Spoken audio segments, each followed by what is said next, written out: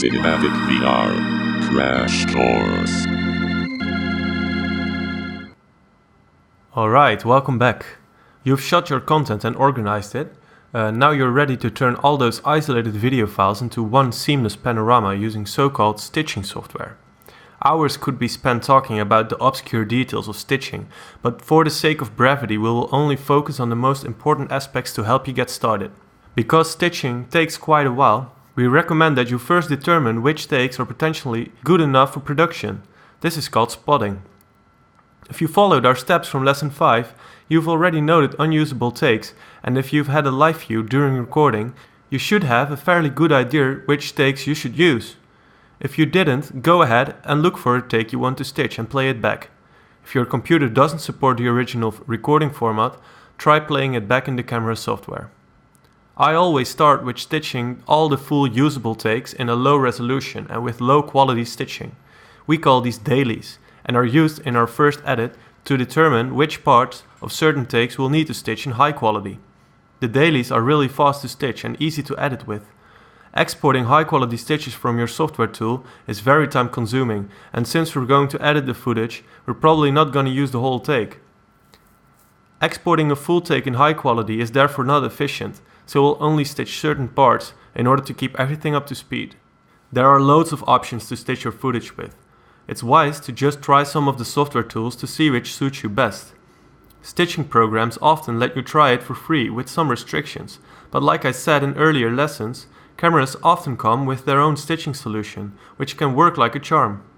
Ozo Creator, which comes with the Nokia Ozo, is an example of a perfectly working native stitching tool. If you're having problems with the native software or worked with a multi-camera setup, you'll need dedicated stitching software like Autopano, Mistika VR or Cara VR.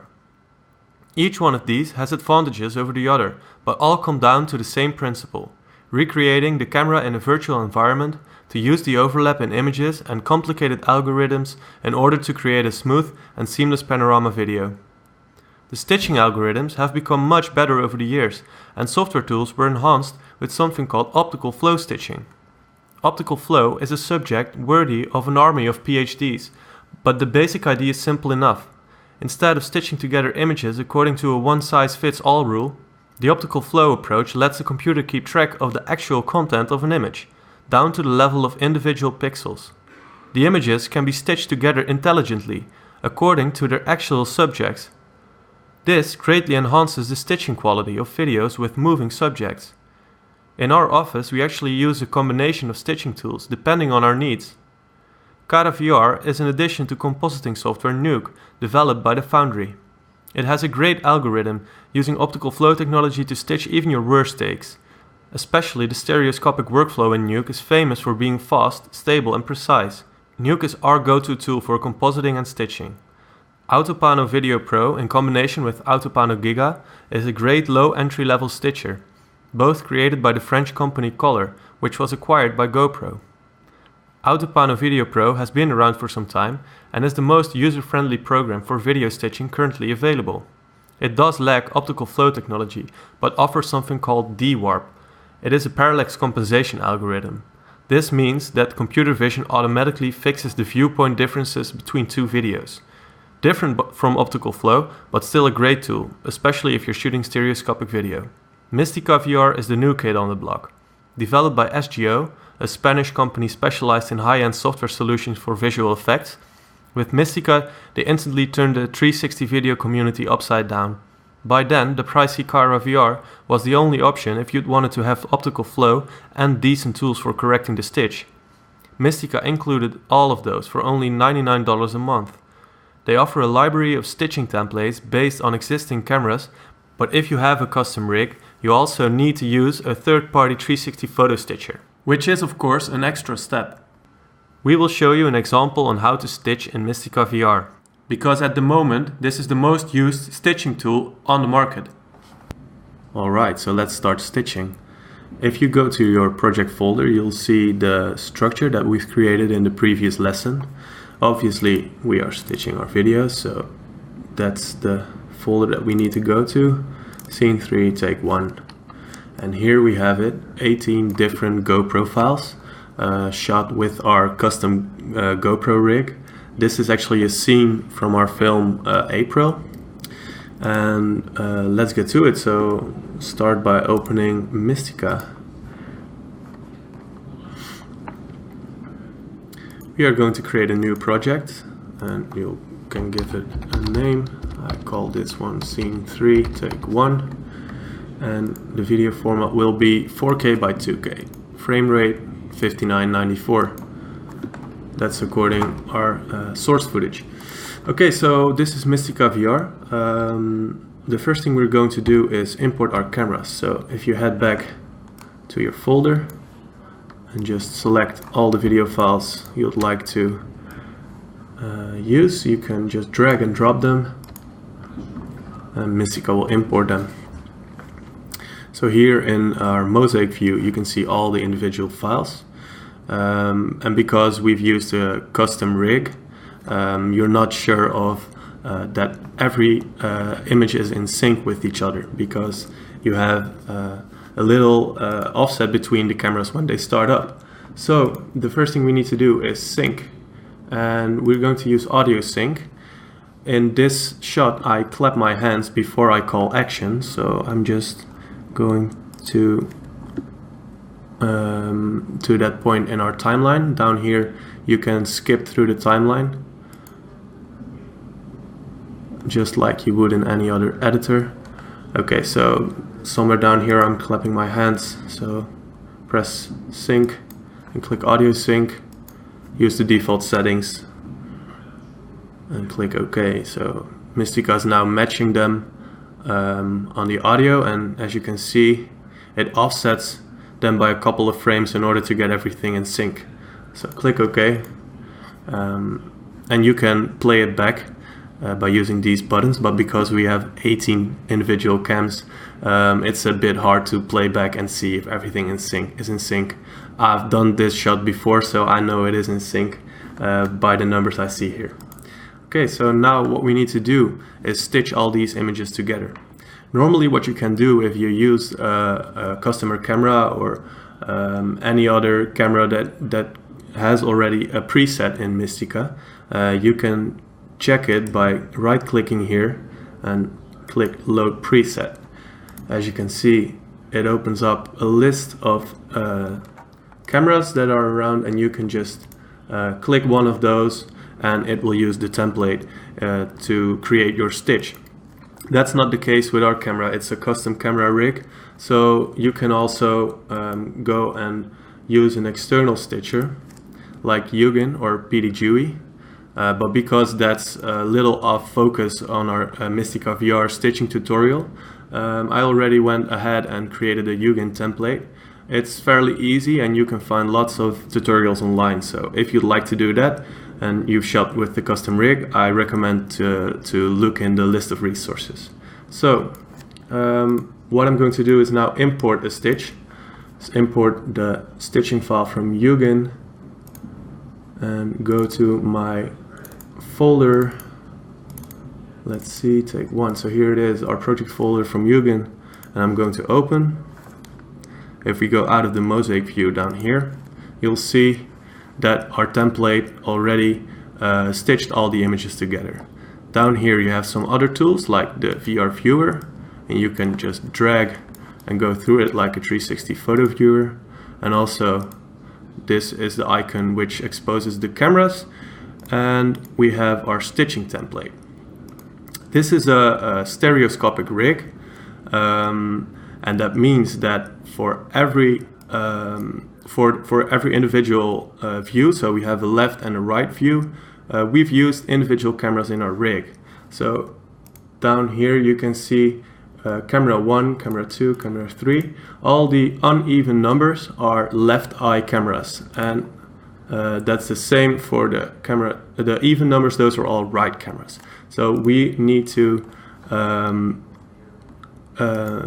enable that we have to say that all the uneven numbers are left eye cameras. So if you go to input cameras, you select the camera you would like to change, and you see stereo eye, just choose left, and for the even numbers you say right. So that's kind of a painstaking process, but we need to do it and it does the job. So I'm just gonna skip through this a little bit, speed it up a little bit. Right now we've enabled the left and right view. You can switch here in the stereo drop down menu from left view to right view, and you'll see that the offset is a bit different from each other. That's what we are going to see in our VR headset. So on the left eye you'll see the left view, and for the right view it's the same.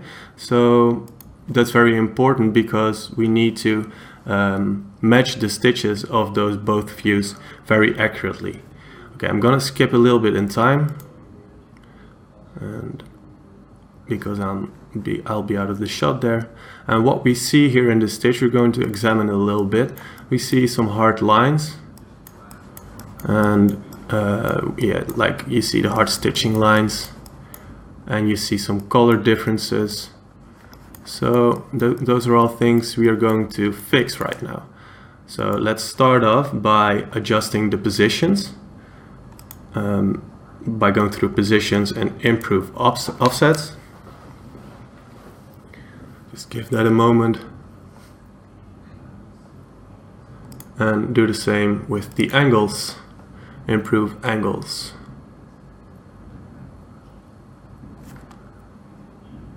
Okay, so as you can see, our stitch already does look a lot better. We do have the color differences, so go to color and match color.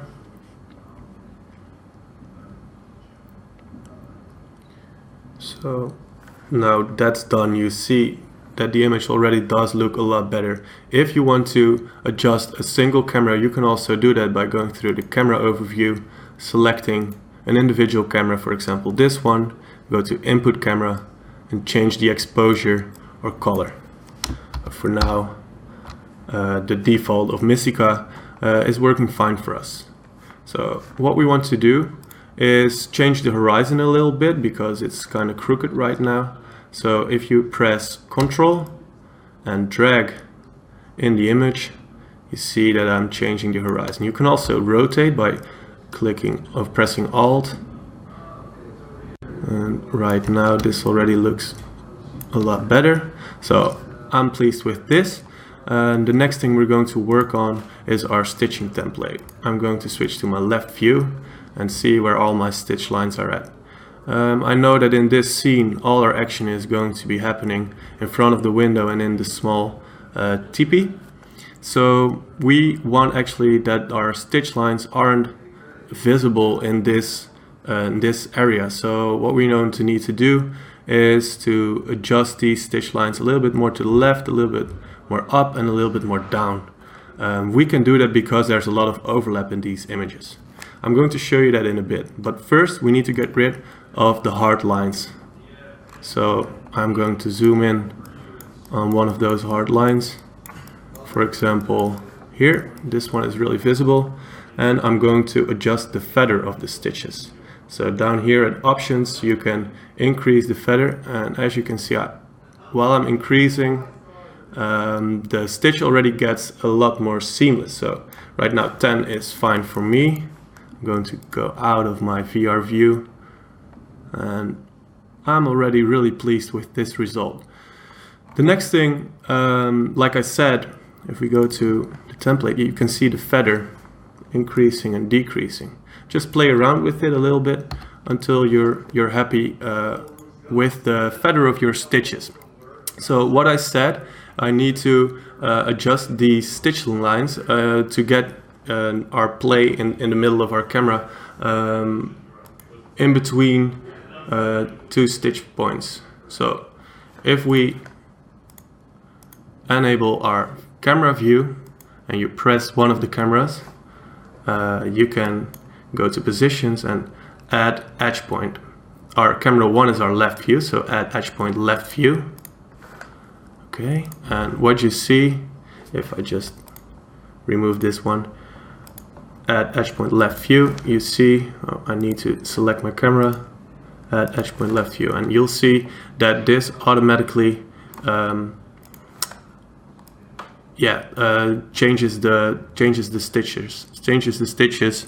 I can offset the stitches. So if you go too far, you'll see that the image will just extrude, and that's something we don't like. So it will be fine if we'll just enlarge this area of stitching. You can also increase the edge points by holding Shift and dragging. So for now, this is quite alright. We also have to do that for camera 2, so switch to right view and add edge point right view. Just lay it on top of it.